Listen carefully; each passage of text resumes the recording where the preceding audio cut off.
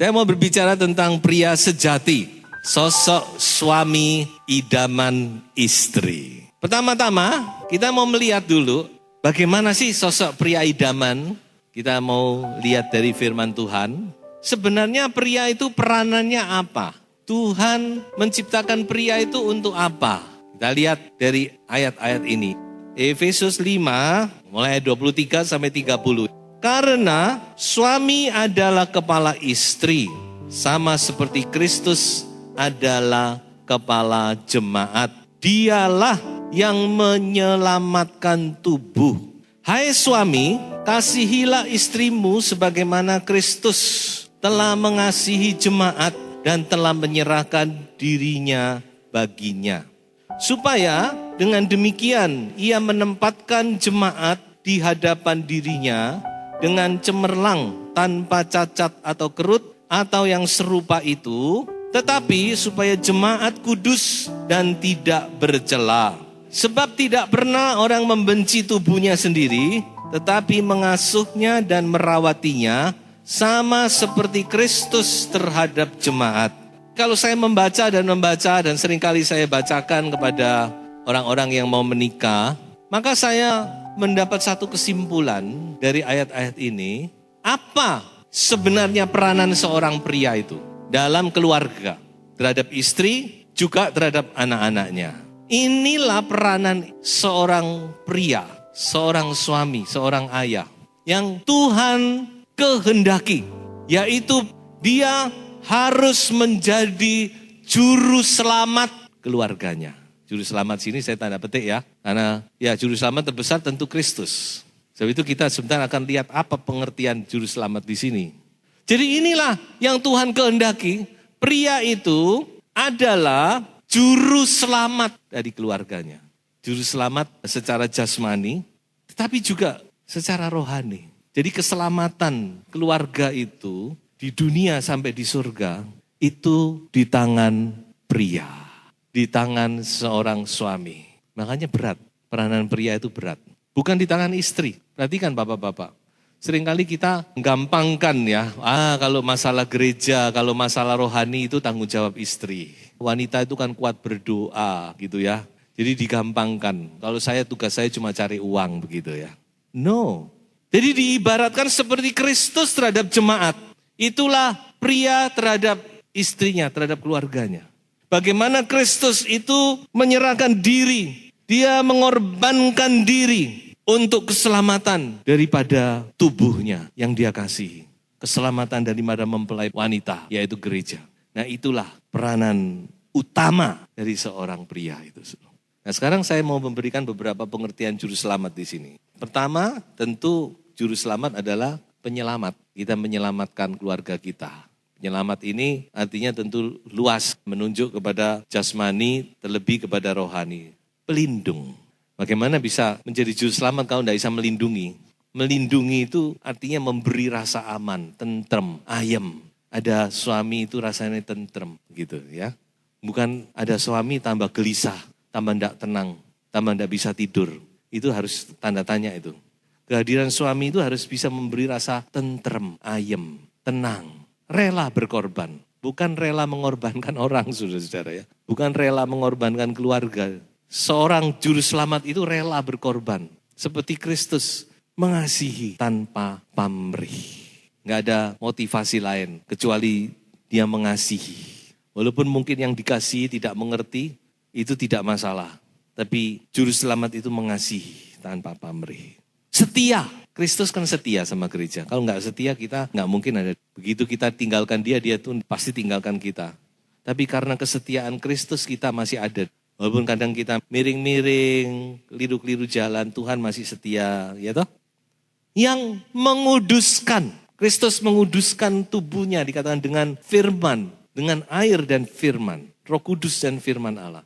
Ya kita tidak seperti itu, ya kita kan manusia bukan Kristus, tapi kita bisa menguduskan dengan doa. Seperti Ayub menguduskan anak-anaknya dengan doa.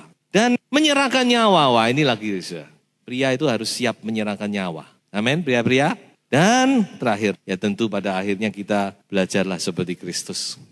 Jadi inilah peranan utama dari pria, dari suami dalam keluarga. Nah kalau gitu sekarang bagaimana profil suami idaman? Kita juga akan melihat 3 profil. Yang pertama, bukan cuma idaman istri, tapi saya yakin juga idaman Tuhan, adalah pria yang saleh, suami yang saleh.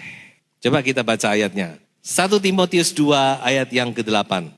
Oleh karena itu, aku ingin supaya di mana-mana orang laki-laki berdoa dengan menadahkan tangan yang suci, tanpa marah dan tanpa perselisihan.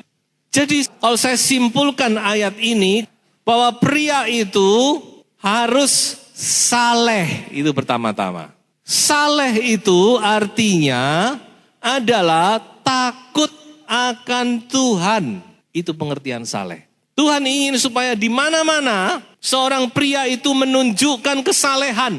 Dan kemudian dalam doa dia mengangkat tangan. Dan itu sangat indah di pemandangan Tuhan. Seperti korban yang harum baunya. Ini kan menggantikan korban bakaran. Kalau sudah membaca di Amsal, biar tanganku naik seperti korban di waktu petang, kata Raja Daud.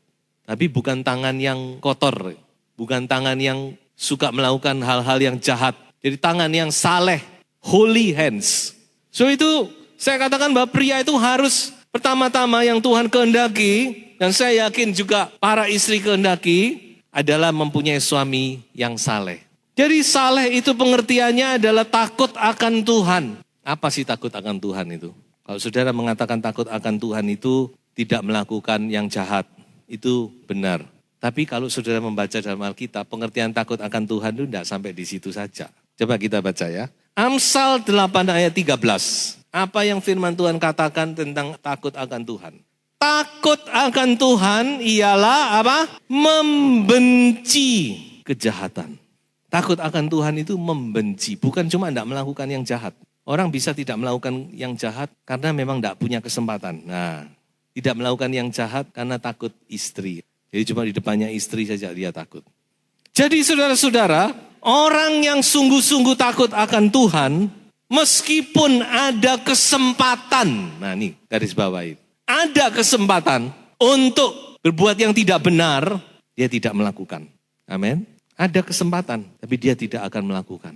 Banyak orang melakukan kejahatan karena ada kesempatan. Tapi orang yang takut akan Tuhan, meskipun ada kesempatan, dia tetap tidak melakukan. Kalau saudara mau belajar itu, belajar pada pribadi Yusuf. Siapa yang melarang Yusuf untuk berselingkuh dengan istri Potifar? Dia punya kesempatan, dia tidak ada keluarga yang mengawasi dia. Dia punya fasilitas, dia punya segala sesuatu. Tapi Yusuf tetap berkata, no way, no. Nah ini saudara-saudara, arti daripada saleh itu. Dan seorang pria dituntut kesalehan karena pria itu salah satu peranannya, kalau kita mau kembalikan ke atas tadi, salah satu peranan penting dari seorang pria, dia adalah imam dalam keluarga. Seorang pria itu imamnya yang mewakili manusia kepada Allah. Makanya seorang pria itu harus punya kesalehan. Supaya doa-doanya bisa didengar oleh Tuhan. Supaya Tuhan mencurahkan rahmat-Nya kepada keluarganya. Dan perlu saudara mengerti juga bahwa Alkitab menjanjikan berkat yang berkelimpahan kepada keluarga yang pemimpinnya itu takut akan Tuhan. Mazmur 128. Berbahagialah. Kalau sudah lihat, itu judulnya berkat atas rumah tangga. Tapi berkat itu bagaimana? Dikatakan ayat 1 sudah. Berbahagialah setiap orang yang takut akan Tuhan, yang hidup menurut jalan yang ditunjukkannya. Lalu dikatakan istrinya berbahagia, anaknya berbahagia, usahanya diberkati dan sebagainya. Ayat yang keempat dikatakan, sesungguhnya demikianlah akan diberkati orang laki-laki yang takut akan Tuhan. Jadi ada perjanjian berkat di sini, saudara. Kalau kita hidup dalam kesalehan, oh saudara-saudara, percayalah berkat Tuhan itu pasti dicurahkan dalam keluarga saudara. Dengan limpah. Karena Tuhan cari orang sosok pribadi pria yang demikian. Berkat itu pasti mengalir dan mengalir. Nah, itu yang pertama. Yang kedua, sosok pria idaman yang kedua adalah pria yang kuat. Nah, ini pasti ya. Wanita, ibu-ibu pasti mendambakan suaminya itu kuat. Karena pria itu kan harus memikul beban, toh. Kuat. Coba kita baca ya. 1 Korintus 16 ayat 13 dan ayat yang ke-14. Berjaga-jagalah, berdirilah dengan teguh dalam iman. Bersikaplah sebagai laki-laki dan tetap kuat. Ayat 14, lakukanlah segala pekerjaanmu dalam kasih. Be strong, be man of courage, be strong. Kuat. Ya, kuat di sini tentu bukan fisik ya. Ini bukan masalah fisik.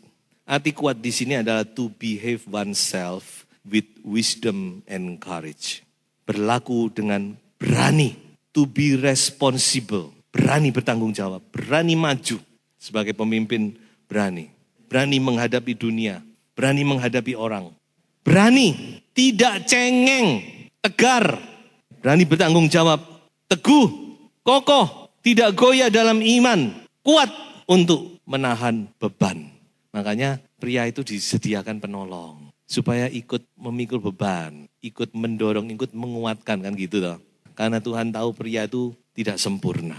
Makanya ibu-ibu harus tahu peranan Anda adalah penolong. Anda harus menguatkan. Jadi pria yang berhasil itu tidak lepas dari peranan seorang istri. Jadi kalau ada pria bisa berhasil memenuhi ini nanti yang kita bicarakan, itu bukan karena dia hebat, tapi karena istrinya hebat. Mendorong suaminya, membuat suaminya menjadi seorang pria yang sejati. Oke, sekarang kita melihat yang ketiga. Ini adalah penyeimbang dari yang kedua. Ternyata firman Tuhan juga berkata seorang pria idaman itu adalah pria yang lembut dan penuh kasih. Kita baca Kolose 3 ayat 19. Hai suami-suami, kasihilah istrimu dan janganlah apa? Berlaku kasar terhadap dia. Mengapa firman Tuhan berkata demikian? Itu menyeimbangkan yang tadi nomor 2. Karena kan bayangan kita orang kalau kuat itu tidak bisa diodek-odek ya. Diodek sedikit marah, gengsinya tinggi, kasar. Gak sabar, mau saya suami, saya harus kuat. No, ini ada ayat ini, mengasihi dan lembut. Siapa bilang pemimpin itu harus supaya yang bawah takut semua. Firman Tuhan berkata, hai suami-suami, jadilah pemimpin yang penuh kasih dan sabar dan lembut, tidak berlaku kasar. Nah firman Tuhan jelas saudara-saudara ya. Kalau saudara mau melihat dalam firman Tuhan, siapa contohnya? Musa. Musa ini pemimpin besar. 2 juta jiwa ada di tangannya. Apa enggak sumpek Musa? Apa enggak stres kalau jadi Musa? Saudara? Tapi firman Tuhan berkata, tidak ada orang yang lebih lemah lembut dari Musa. Dia pemimpin, tapi hatinya lembut, mengasihi. Tidak ada orang yang melebihi Musa, kecuali satu orang. Mari kita baca orang tersebut. Kita baca dalam Matius 11 ayat 29. Siapa orang tersebut? Pikulah kuk yang kupasang dan belajarlah padaku. Karena aku lemah, lembut dan rendah hati. Dan jiwamu akan mendapat ketenangan. Kristus sendiri. Pria yang sejati. Hanya dia pria yang sejati. Kalau saudara melihat suami saudara punya kelemahan, saudara syukuri. Karena memang tidak ada orang yang sejati di dunia ini. Tidak ada pria yang sejati kecuali Kristus. Kita pria-pria sedang belajar seperti Kristus. Kristus, pria yang paling prinsip, paling punya ketegasan, paling strong. Tapi dia adalah pria yang paling lemah lembut.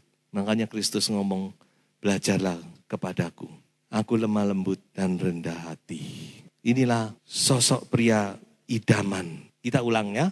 Yang pertama pria yang saleh. Kedua pria yang kuat. Ketiga lemah lembut dan rendah hati. yang penuh dengan kasih. Itulah saudara-saudara pria idaman setiap wanita, setiap istri.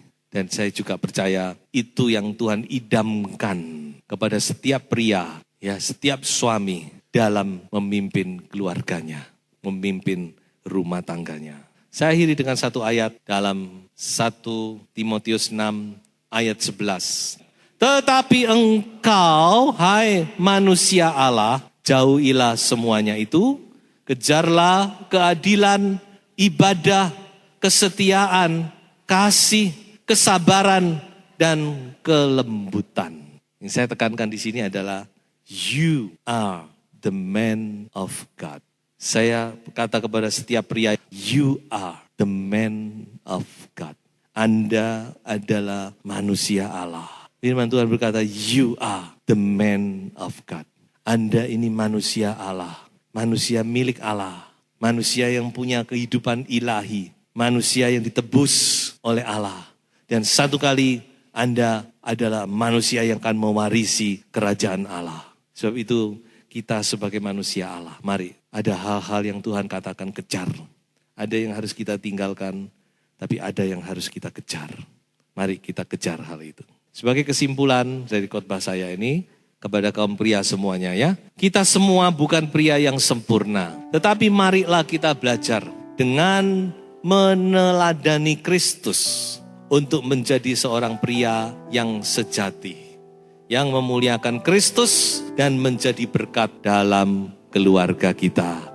Tuhan Yesus memberkati kita semua.